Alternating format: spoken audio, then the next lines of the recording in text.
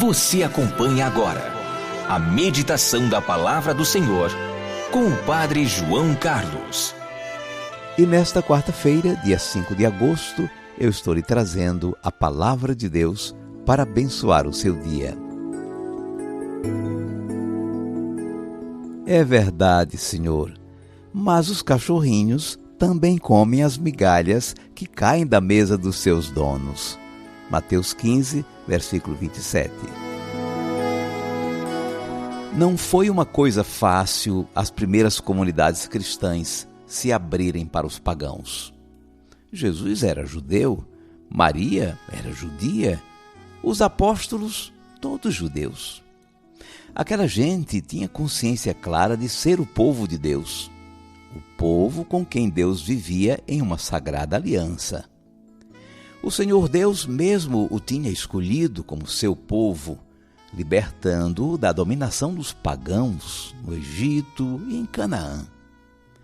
A orientação sempre foi tomar distância dessas nações idólatras. Então, os pagãos estavam fora do horizonte dos judeus piedosos do tempo de Jesus. Certo, os que queriam viver a fé no Deus vivo podiam se aproximar das comunidades judaicas como prosélitos, mas não com os mesmos direitos. Todo homem judeu estava circuncidado, sinal de sua aliança com Deus. E todo judeu marcava bem a sua condição de membro do povo da aliança, pelo cumprimento do sábado, da Páscoa, das peregrinações e festas anuais e por tudo que a lei de Moisés prescrevia. Na verdade, essa ideia de separação e exclusão dos outros povos cresceu muito com o exílio da Babilônia. Foi quase uma forma de sobrevivência de uma comunidade muito machucada e humilhada pelos grandes impérios que se sucederam. O ambiente em que Jesus nasceu e cresceu era esse. Aliás, tinha um novo complicador: a dominação dos pagãos romanos. Mas nem sempre se pensou assim em Israel. Quando o povo começou a se formar, Abraão foi chamado por Deus para ser uma bênção para todas as nações da terra. E mesmo nos momentos mais dramáticos da história deles, havia quem pensasse diferente. Vários profetas, como Isaías do tempo do exílio, sonharam com um mundo em que todas as nações conheceriam o Deus verdadeiro e se encontrariam numa grande peregrinação à cidade santa de Jerusalém. Depois que Jesus voltou para o Pai, as comunidades cristãs foram se espalhando e aos poucos foram integrando também pagãos convertidos. Foi uma mudança muito grande, assimilada com dificuldade pelos cristãos que vinham da prática da lei de Moisés. Chegou-se a uma tensão tão grande que precisou haver uma reunião em Jerusalém com Paulo, Pedro e todos os apóstolos e lideranças para resolver isso. Afinal, a comunidade se abriu ao Espírito Santo e foi vendo com que chegara o tempo em que Deus queria que todos conhecessem, amassem e seguissem a Cristo, fossem judeus ou não. E para seguir Jesus não era preciso ter os mesmos costumes que os judeus, como por exemplo a circuncisão, o sábado. O cristianismo era um novo momento do povo de Deus, aberto a todas as nações e povos do mundo. Assim, quando os evangelistas e suas comunidades contaram a história de Jesus, se lembraram desse passo tão sério que foi deixar de discriminar os pagãos para integrá-los na comunidade como irmãos. Foi assim que Marcos contou que Jesus estava visitando um território pagão e veio uma mulher daquela região pedir-lhe para libertar a filha da dominação do demônio. A resposta de Jesus foi como seu povo pensava: a resposta de uma comunidade que ainda não tinha acolhido os pagãos como irmãos. Não fica bem tirar o pão dos filhos para jogá-los aos cachorrinhos. Os filhos, claro, são os judeus. Os cachorros são os pagãos. Era essa a mentalidade. a resposta da mulher representa bem toda a humildade e o espírito penitente com que os pagãos se aproximaram da fé em Jesus Cristo.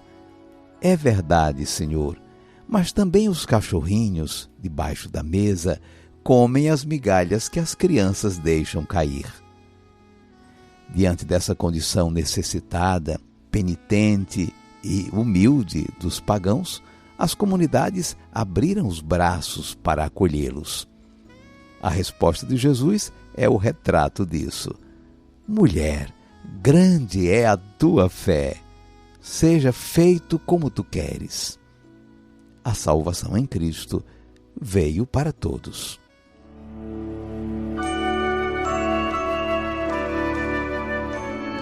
Vamos guardar a mensagem. O episódio da mulher pagã que foi pedir a Jesus para libertar a sua filha do demônio representa bem as pessoas de outros povos e religiões que procuraram a comunidade cristã para participar também da salvação em Cristo. Os seguidores de Jesus tiveram muita dificuldade para integrar os pagãos na comunidade, porque viviam dentro de uma mentalidade de discriminação dos não-judeus. Contando essa história, os evangelistas mostravam como Jesus, dentro daquele contexto de exclusão dos pagãos, rompeu com esse esquema e alargou a sua missão também para os pagãos. Hoje padecemos também de uma mentalidade que separa claramente o religioso do profano, as coisas de Deus das coisas do mundo. Jesus veio para salvar o mundo e nos mandou anunciar a salvação a todos. A comunidade cristã tem a vocação de ser uma comunidade em diálogo com o mundo, com as outras religiões, com todos. A igreja é o fermento na massa, o fermento de Deus no mundo. É verdade, Senhor, mas os cachorrinhos também comem as migalhas que caem da mesa dos seus donos. Mateus 15, versículo 27.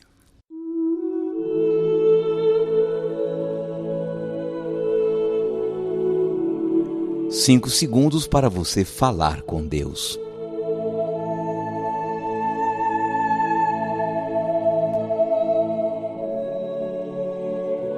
Senhor Jesus, Tu és o Salvador da humanidade.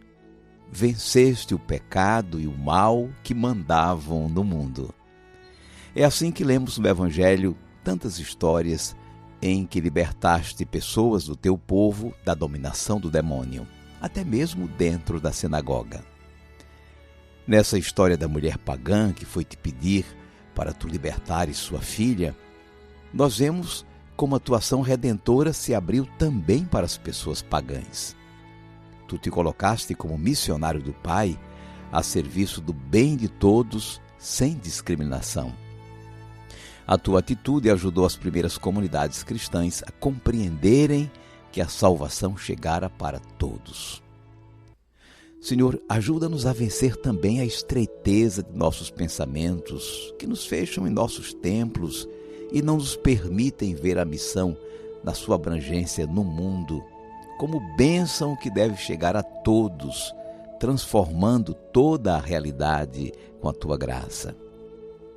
Seja bendito o teu santo nome, hoje e sempre. Amém. E agora, por favor, incline um pouco a sua cabeça, vou invocar a bênção de Deus sobre você.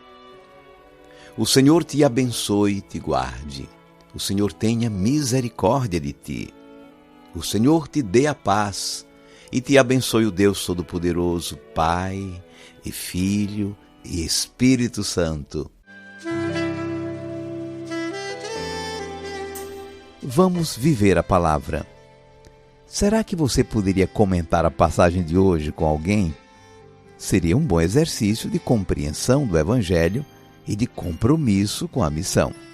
O texto de hoje é Mateus 15, versículos 21 a 28. Eu recomendo que você leia o texto da meditação de hoje. Para quem recebe a meditação no seu celular, é só seguir o link que eu enviei.